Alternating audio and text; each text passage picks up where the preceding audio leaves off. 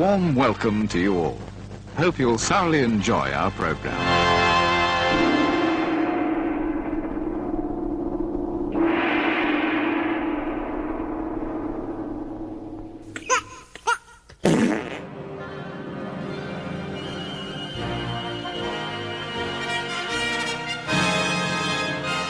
Oh, hello.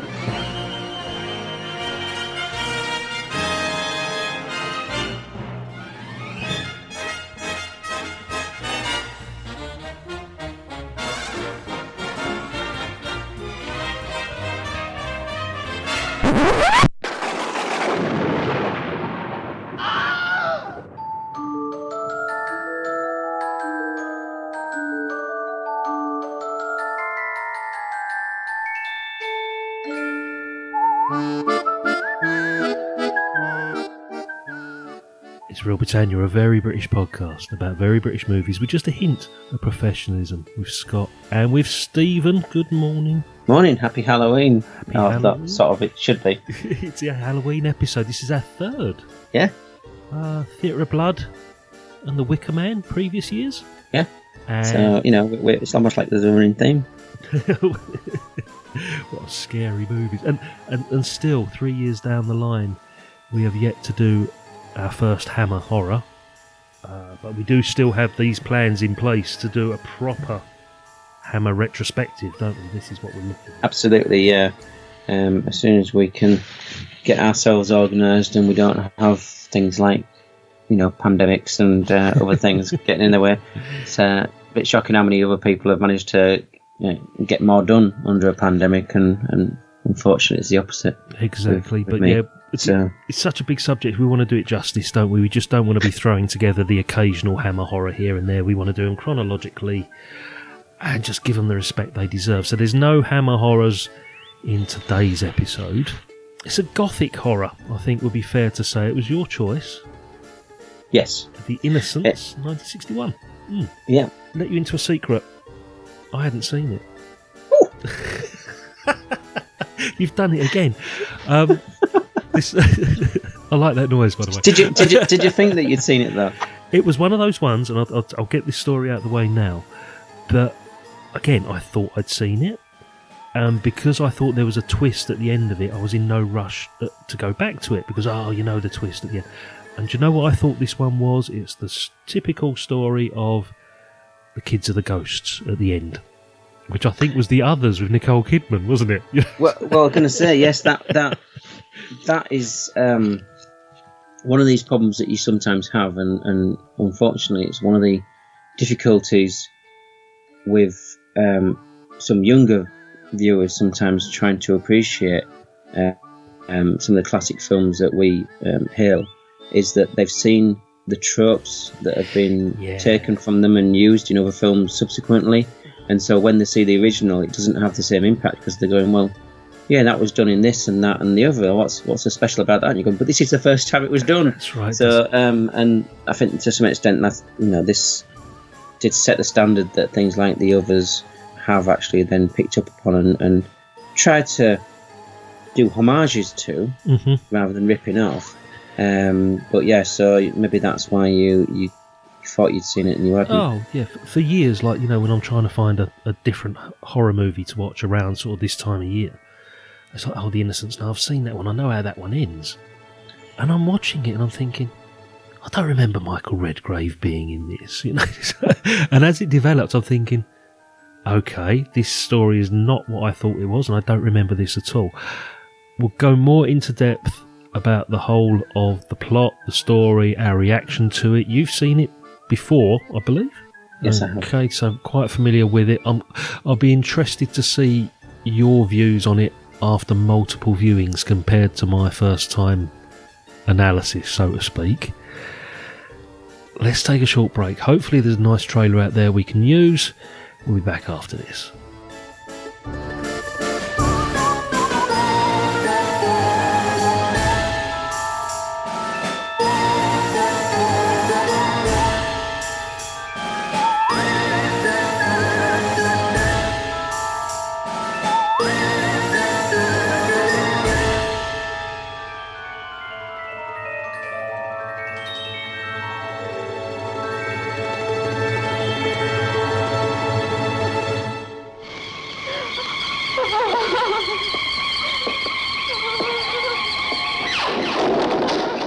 never been a ghost story created especially for the adult moviegoer until The Innocents.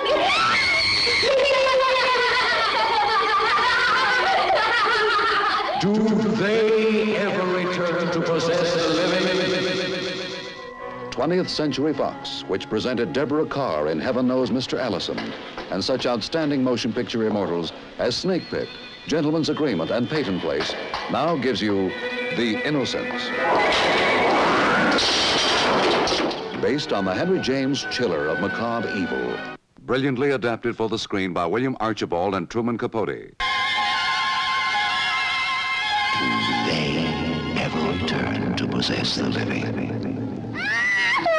You can see. You must. I hate you. The Innocents, produced and directed by Jack Clayton, the man who directed Room at the Top, turned into fearful reality by the magnificent performance of Miss Deborah Kerr, with Michael Redgrave as the uncle, co-starring Peter Wyngarde, Miss Jenkins. I saw him staring. Who, miss? The same man, the man on the tower. The tower? But now, just now, he was staring past me into the house as if he were hunting someone. What's he like, miss? Oh, he had dark curling hair and the hardest, the coldest eyes. Is he... Would you say he was very handsome? Oh, yes, yes, handsome and obscene. Do they ever return to possess the living? And when did you first see and hear of such things? Why, I made them up. Shall I tell you who taught them to you? I won't ever again, I promise. Shall I tell you who taught you? The things you've done, the things you've said? Shall I tell you his name?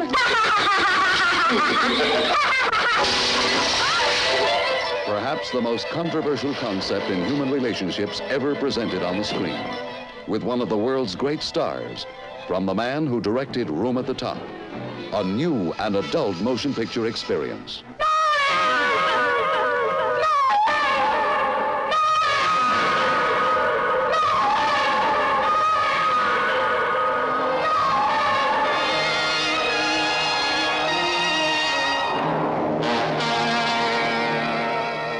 Do they ever return to possess the living?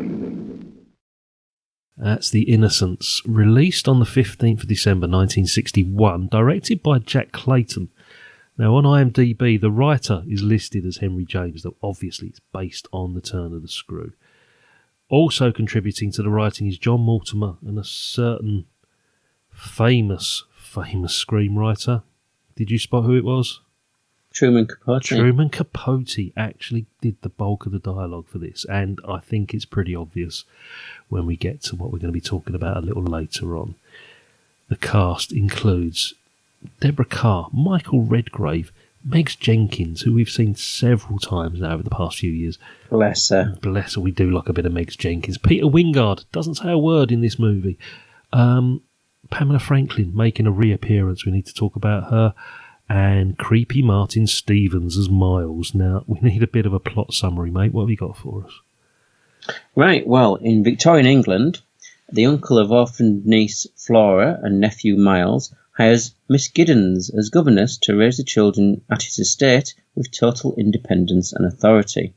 Soon after her arrival, Miss Giddens comes to believe the spirits of former governess Miss Jessel and valet Peter Quint are possessing the children. Miss Giddens decides to help the children to face and exorcise the spirits. Gothic horror. Yes, it's not your your monster creature feature type horror. It's more keeping you guessing and what to some extent what you don't see and what you're thinking is happening and is that what is happening or is that just what somebody believes, and is there any truth to it, or is it somebody's psychological state unravelling? And it's all done to try and draw you in that way, rather than just being some monster coming out of a lake, dripping in blood. Yeah, sometimes it took me a while to work that part of it out. This whole ambiguity, which apparently is very true to the novel, the ambiguous ending. Yeah, and I'm watching this, as I say, the first 10, 15 minutes is me thinking, have I seen this movie or not? And then I soon got into it, realising, no, I haven't. So I relaxed a bit, and then it suddenly became apparent that it's not a haunted house movie either. There's a lot more psychological element to it. There's a lot more, as you say, is this happening? Is this not happening? Or is this happening to this one particular person? I'm being very vague and obscure here because I don't want to give too much away plot-wise.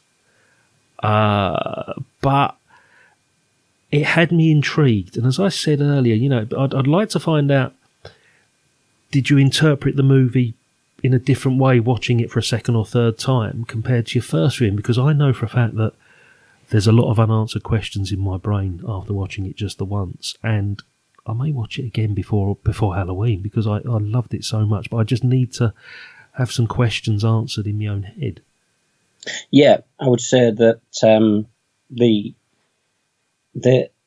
influence of this film, I think, on other subsequent films and filmmakers, and not just filmmakers. I think that I'm aware that the fellows who do League of Gentlemen, who've gone on to do things like Inside Number 9 and stuff, that have been influenced by this classicness, that there's that twist or that question, that ambiguity. It's definitely something that I think wasn't maybe appreciated by audiences at the time of it coming out, because it was maybe a bit too sophisticated in that sense for your average cinema going. Certainly it tied into a lot of things that had been done. I mean, we know, particularly through our friend Adam, with the Secret History of Hollywood, the exploration of Val Lewton and his attempts to actually bring more to the screen, the psychological element and this not outrank just monster creature feature, and with this it's on the same vein, where you've got the question mark over it. It's what you are seeing and what you aren't seeing, and the questioning, and how much of it is the psychology of the people, and who is actually being affected by things that go on.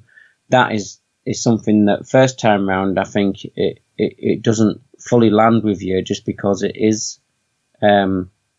isn't what you expect necessarily, and obviously with you it wasn't straight away what you're expecting. To then go on from there to try and catch up with it, despite the fact it's not a barrel along at 100 miles an hour, it's still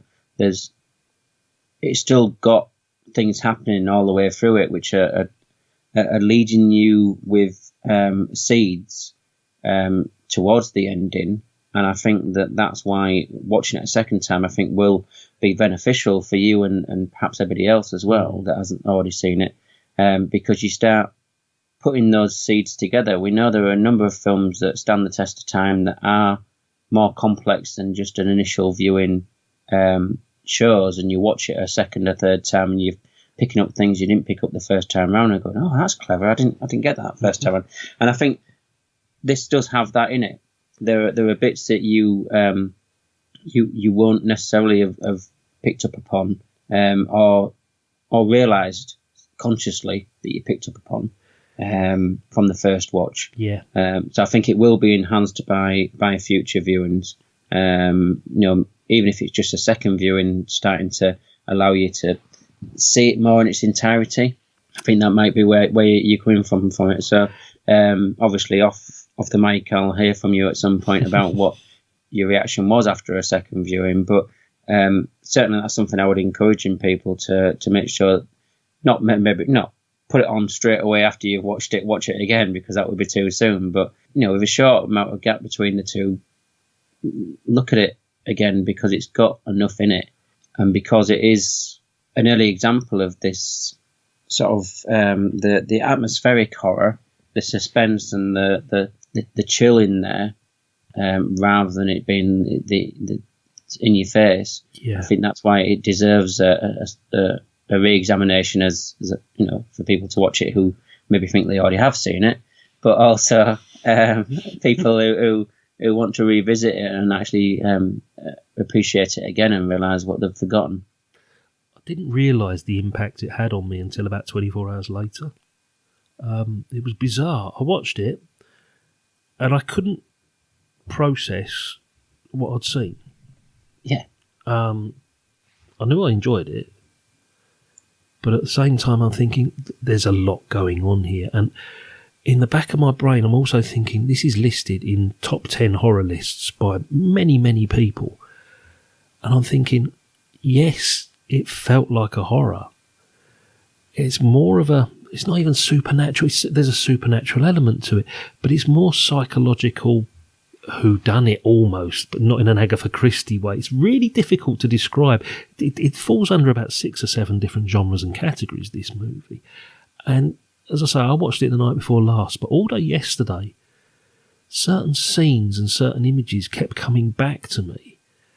And I'm thinking, wow, that actually is classic horror material. Some of the cinematography, you know, just the appearances of these figures, these ghosts, and I'm thinking, yeah, that's what made it.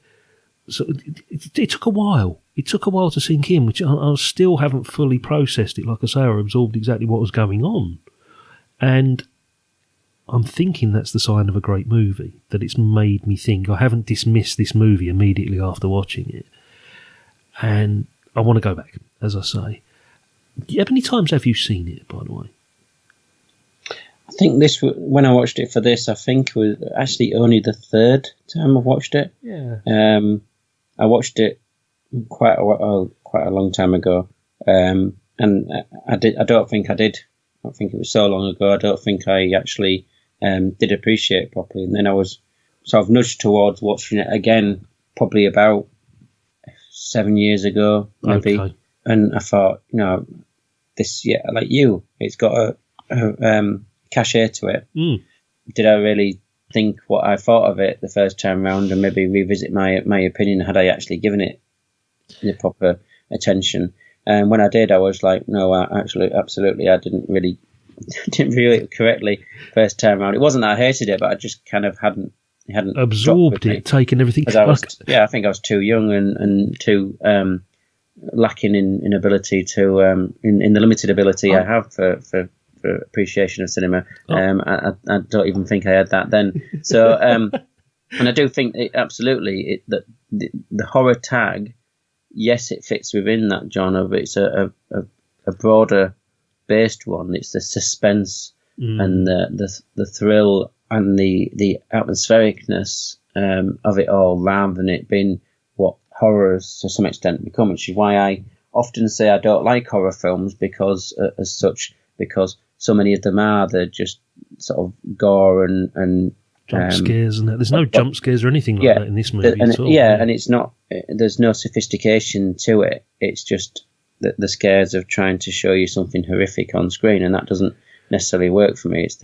It's the intellectual side, which is obviously, you know, was run away with by people like Hitchcock and Val Lewton and other people who decided to use what you didn't see as being more scary or more chilling to you than what you did see. And this is a great example so early on as well in 1961, whereby that was done. And obviously the source material being late previous century, I think it was 1890 something, which again, you know, was sort of coming about of the development of novel writing to actually pick up on more sophisticated themes and make people do what you've done, which is you finish it and you actually it's left you thinking, rather than it's just been a pastime to get you through. It's left you thinking about its themes and questioning what things meant, because it hasn't given you the answers. In truth, it's disturbed me in a way, because I didn't realise how disturbing the movie is until I've sat and sort of thought about it afterwards. And I'm jealous. That's not just a young boy kissing an adult woman. There's stuff like that, yes, you know. And the second movie featuring young Franklin, it's the second time she's taken her clothes off. But but also I'm sort of jealous of you in a way, because you've watched this 3 times now, and I think you've seen 3 different movies. It's you know, you found something different in each viewing. That's how I'm imagining. I'm thinking, I'm looking forward to my next viewing of it. One of the first things I thought of when I was watching it was like, okay, Deborah Kerr as a governess, Megs Jenkins as a housemaid, two people born to play those roles. It's like, here we go again. Absolutely. Here we go again. Bless them. But you get a tower house performance, don't you? Or sorry, even a powerhouse performance from Deborah Kerr in this. This is no King and I, this movie. No, absolutely. Beautiful as she is, her acting talent is fully there, and it's not doing a kind of you can imagine in different hands, director wise and star wise, this would have been a completely different film. If you imagine it being done by a different director and somebody like Elizabeth Taylor put in the part, it would have been just an overblown drama and stuff. But the subtlety of seeing Deborah Kerr's character unravel, and the build-up of what is actually, on one side, what she's seeing, and the toll that's taken on her, and which the chicken and egg situation, is it that there's the psychological damage that's been shown in her gradually building is because of what she's seeing, or is her psychological damage building up, and that's making her see what she thinks she's seeing? And that's but the subtlety in her performance, absolutely, she does it with an amazing. This is why it's so often cited when they're talking about her, because it is such an immense performance from her. And she's not the only one in it. The kids' performances in it, like you've said, is astounding. Really. Yeah. Child actors and actresses can often be incredibly annoying, and these two absolutely amazing performances, and they get just the right level of creepiness. Well, I think the young actor that plays Miles has got a bit of a track record, because I'm looking at his face, I'm thinking I've seen you in something else, and it was something similar, another horror. If you imagine him with blonde hair, he's one of the kids in Children of the Damned or Village of the Damned, one of those two movies. Yeah. So, as I say, he made a little bit of a career for himself as a creepy kid. And we know that Franklin can act because she was absolutely fantastic in The Prime of Miss Jean Brodie, which we saw on our 50th episode. I read somewhere, somebody described this as a classic case of the pure fantastic, which I'd never heard of before. And it's a film where the audience is sort of stuck between two interpretations of the events experienced by the characters. That's actually got a definition. It's called pure fantastic. And this is what you get, isn't it? It's a thing. But then there's so many different explanations as to what's going on without trying to give too much away. But, are the ghosts real and possessed Miss Giddens? Are they real and possessed Flora and Miles? Who's seeing what in this movie? And you also don't know until about halfway through how they actually died, these two characters. It's the mark of, as I said, the original source material. It was only that really part of the original timeline of when they were writing novels that didn't conclude and didn't give you all the answers on the last page of actually an epilogue of wrapping everything up. It left it open to interpretation, and this film does a fantastic job of doing the same thing. There are to some extent contradictory answers that you're coming up to questions throughout it, which we've got natural explanations as well, haven't we? As well, yeah. It could be the fact that somebody's having a complete nervous mental breakdown. It could be anything, and it's all there, and there's signs. There's stuff to support each and every one of those interpretations, which is why people are still talking about it now, and why it still stands the test of time, in my opinion, and why it still fascinates and people like yourself who've got the interest to understand things, you're drawn back to it. I'm going to ask you this because this is something that's stuck in my brain as well. I've got to go back, and you see these figures, these ghosts, these whatever they are, 5-6 times throughout the movie. There's about 5 or 6 appearances of both the male and the female ghost, on the tower, at the window, in the lake, in the meadow, all that sort of thing. But you having seen this movie a couple of times, were you watching out for, okay, who's in this point of view, this frame of this movie? Who's actually seeing that? I noticed that, in certain shots where the ghosts or the figures appeared, it's done from a different point of view, if you know what I mean. It's like, is that done from Deborah Kerr's point of view? So she's as much as seeing possible, they're trying to show it from Deborah Kerr's point of view. Right, that's what I was trying to work out. It wasn't as if like the kids have seen it or Miss Jenkins this have seen them. I think this is the subtlety that they've done as filmmakers. So credit to them absolutely for being able to do that. That they've taken that view to show it from her eyes. Yes. So it leaves the question of whether it is just her seeing things or whether that's what she's seeing. Okay. Because if they showed it from other people's point of view, then you're having to try and then acknowledge that person has seen it. We get an answer, then, don't we? Get an answer. That then means it's not just one person. And I think that's a brilliant way that they've done that with subtlety to get across that it could be one of the two versions of that, rather than it being that there's other characters who you can say, well, from that shot that was their eyes seeing that, so they saw it. That's the clever part of the film, which is the clever bit. Yeah, the really clever part. And I didn't pick it up until about the third or the fourth appearance. I'm thinking, has anybody else actually seen that? Because even the very first sort of encounter isn't even a viewing. It's as she's coming up the garden after leaving the carriage, she hears Flora being called. But nobody else hears it, doesn't it? Because Meg Jenkins went, well, no, it wasn't me. It might have been another one of the servants, And it starts off right at the beginning like that. And straight away you're thinking, okay, this may only be relating to one person. But even then, you're still not 100% sure where this is going. Again, I keep going on about this, but I do need to see this another time. I think what we need to do, let's take a little break. Jangle your keys. Take a walk up the garden path with me. We're going into the Village Hall of Fame because I know we've got a couple of people we need to talk about, mate.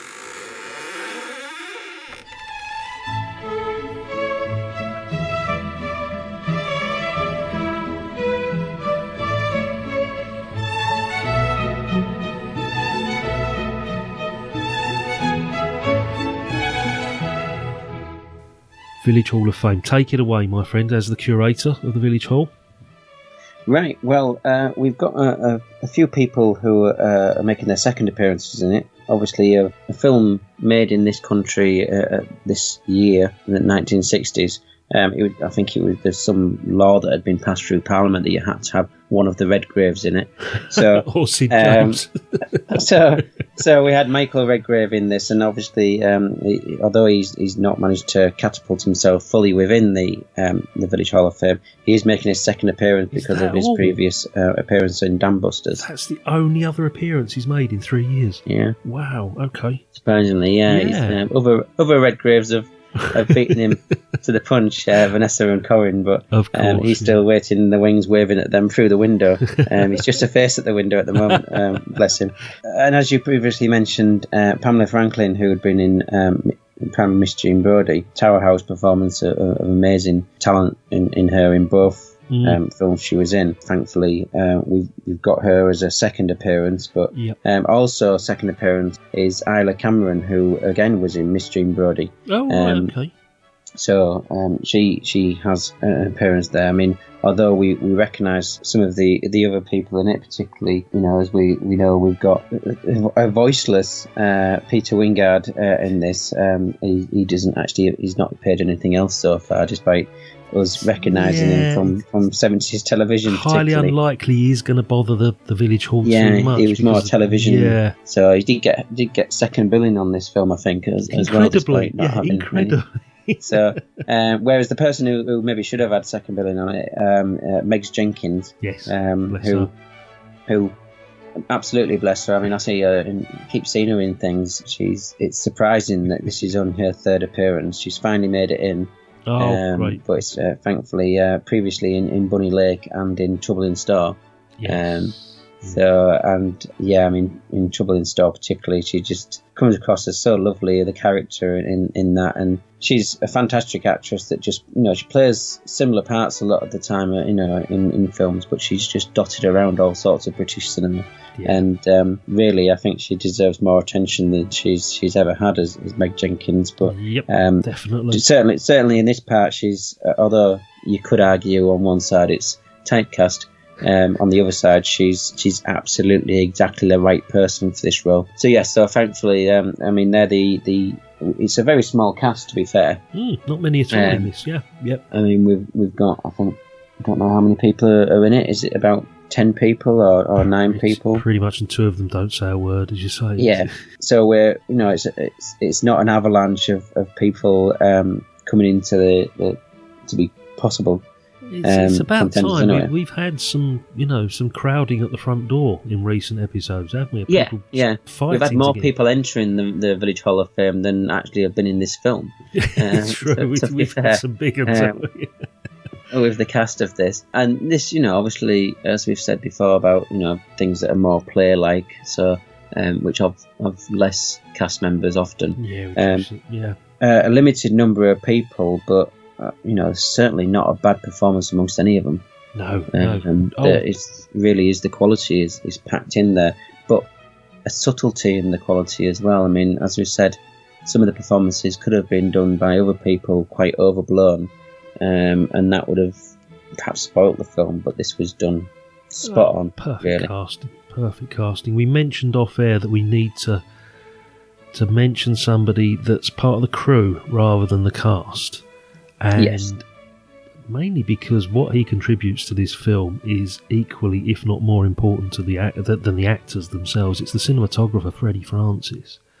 Yeah. And the only reason I've asked him to be included as part of our Village Hall of Fame, I don't think he actually goes in, I'm just checking now, is because his CV, alright, he was, cinematographer for about 30, 40 years or so.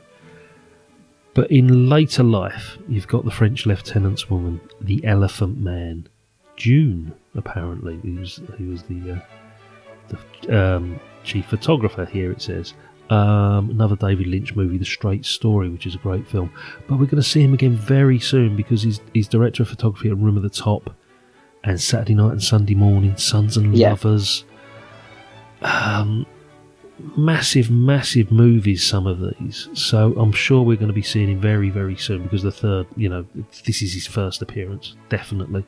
And as I say, we don't want to focus on crew so much, but sometimes somebody comes along and it's like, you need to, your John Barrys, your Basil Deardens, that you need to bring to people's attention because his contribution to this, just look at some of those scenes of across the lake, or incredible scene of Peter Wyngarde appearing at that window. That must have been replicated 1,000 times in 1,000 movies, that particular effect. That was absolutely stunning. That was the bit that I thought, yeah, horror film we've got here, that's it. Yeah, and there are some honourable mentions that we do make occasionally, and in this regard he's absolutely one of them, because not just his contribution himself to cinema, but also the influence that he's had, like you say, that scene. And it's back in this this day and age, there was emerging technologies, but also they were trying to find new ways to use them and new ways to actually create the effects they wanted that nobody had ever done before. And that experimentation a lot of the time was massively credited to individuals who were solving problems on the hoof sometimes. He's an example of that, where he's managed to use techniques that perhaps hadn't ever been used before and then have been copied, but there's not the credit going to that innovation, either technically or just in imagination.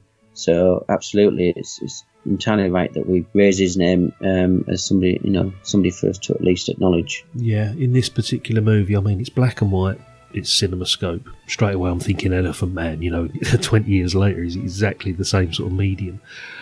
And although he's not relying on the darkness to give us great effects. A lot of the appearances of these ghosts take place in the daylight.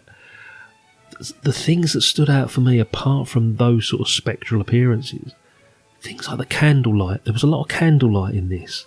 Yeah. And that really worked well with the shadows and the corridors and the whole sort of setting of the Gothic house. Certainly needs to be brought to our attention, and we'll bring him up next time he turns up, which won't be very long because it'll be Room at the Top or whatever. Absolutely, yeah.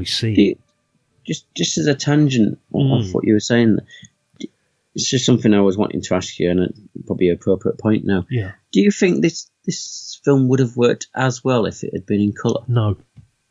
Straight away. It would either. Straight away. And you know, right from the outset, that opening credit sequence, it sort of reminded me of Bunny Lake, or I'm sure it had that sort of opening sequence with somebody talking, or it was focusing on something, wasn't it? Wasn't it a child's doll? Or Bunny Lake, there's the song that gets repeated again and again, and this is where it comes in. That you've got a child singing on their own can always be quite spooky, particularly if you then suddenly pay attention to what they're saying, because we know lots of nursery rhymes are incredibly dark and vicious. But yeah, I mean, the fact that this film starts out with like whatever 20-30 seconds of just black screen with the haunting singing over it before the logo, production logo sort of kicks in. Yeah. And I have read that the initial release, there was certain people who skipped that bit because the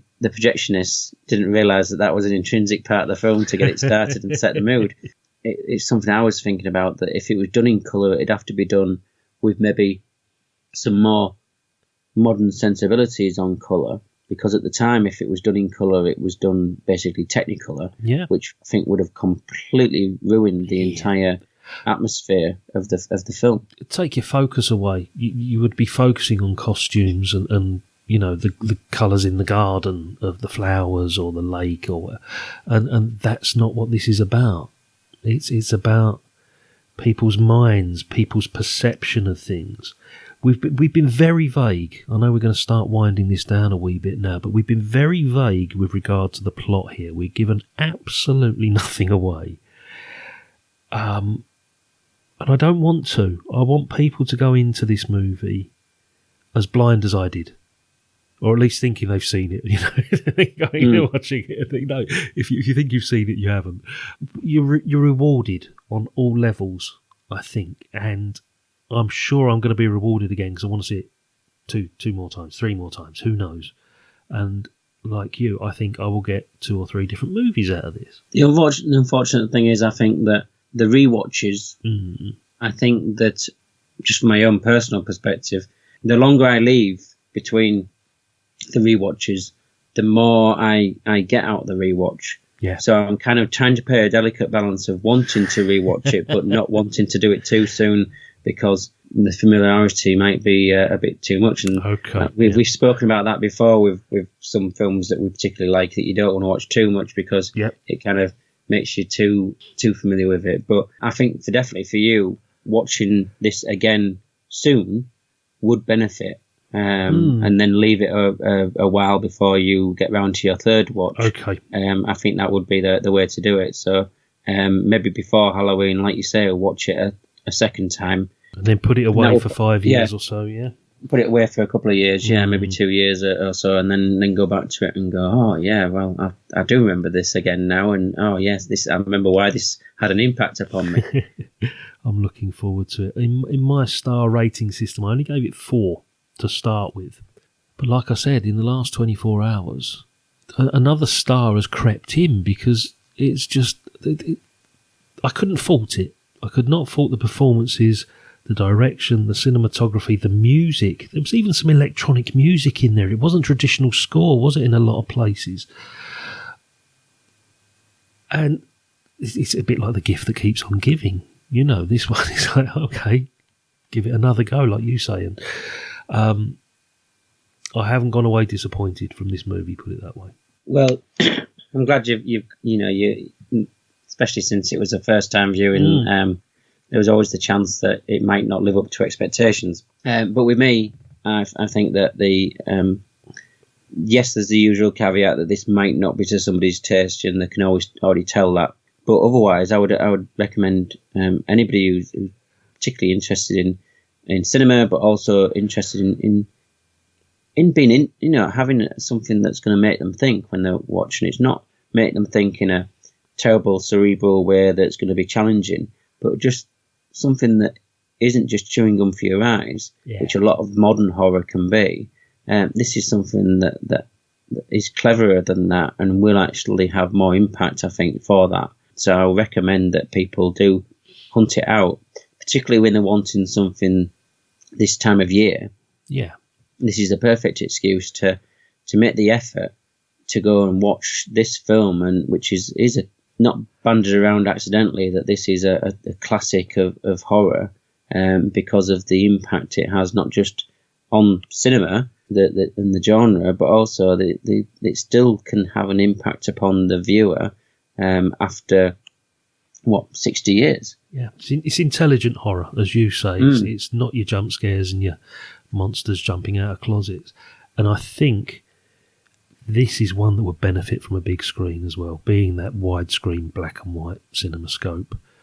I think because of the detail that they put in, and like you said, things out the corner of your eye. Did you see that or did you not? And because did she see that or did she not? Yeah. That on a big screen, absolutely. I think it would be beneficial to see the bigger the better. Size sometimes does matter. Yeah, I can genuinely say, didn't scare me, but it disturbed me.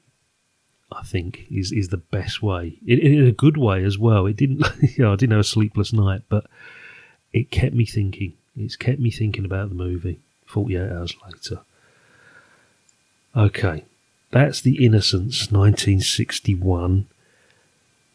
Special Halloween episode today, as we say. We've already announced what we're going to be doing next time, because this one has been sort of slotted in the schedule.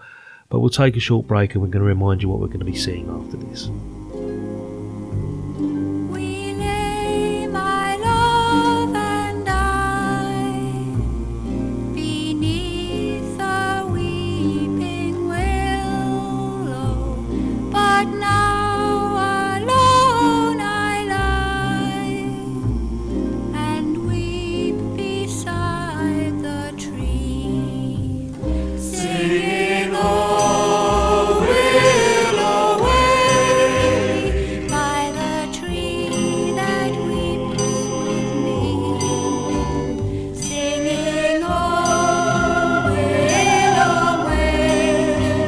Till my lover returns.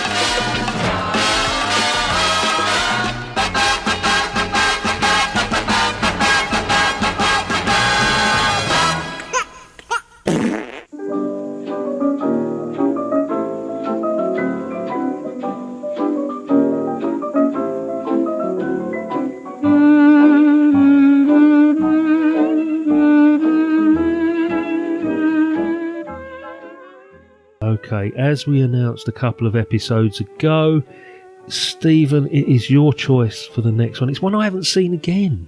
You haven't let me down so far. I like the look of this. It's The Butcher Boy from 1997. Without giving too much away, what's it about? It's about a dysfunctional young boy whose family life has kind of fallen apart with mental illness and alcoholism in his parents. Mm-hmm. And he goes off the rail and has an encounter with religion, but it's all set in like the 60s in rural Ireland. Yep. And is a dark comedy, really. Doesn't sound it. It doesn't sound very cheap. This is why I was trying to get in there at the end. It is a dark comedy. It's not a massive, terrible, depressing drama that leaves you tragic feeling. Comedy? Is that how we're going to call it? Does that count? Yeah. And looking forward to this because it's Neil Jordan, isn't it? This one. It is, yeah. And obviously he's got a number of Hollywood films under his belt if people look at his CV. But this was after he kind of started making a name for himself, but him still returning to his Irish roots in a way. So it meant that he had a bit more pull and budget to be able to do what he wanted with it, but without it being Hollywoodized as such. So I think it's quite a nice one that just fits in there, and hopefully you will get something out of it. As I say, you haven't let me down before. Looking forward to that because Stephen Ray's in it. I think Fiona Shaw was in it as well. I spotted somewhere. So Sinead O'Connor. Is Sinead O'Connor in it as well? Briefly. It's getting better by the second. Okay. That's in a few weeks' time. We'll be back very soon. Stephen, thank you so much for introducing me to the Innocents. Yes, I don't think anybody has ever said before that I've introduced them to Innocents. Oh no. Totally enjoyed it, mate. Thank you so much. I'll see you in a couple of weeks' time. You take care. You too. Take care.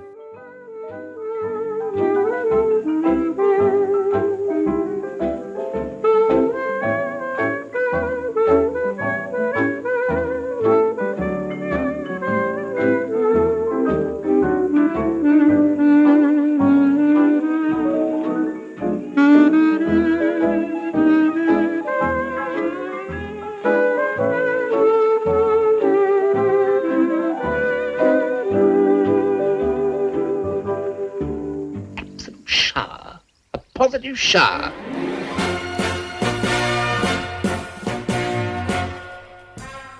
Bon voyage.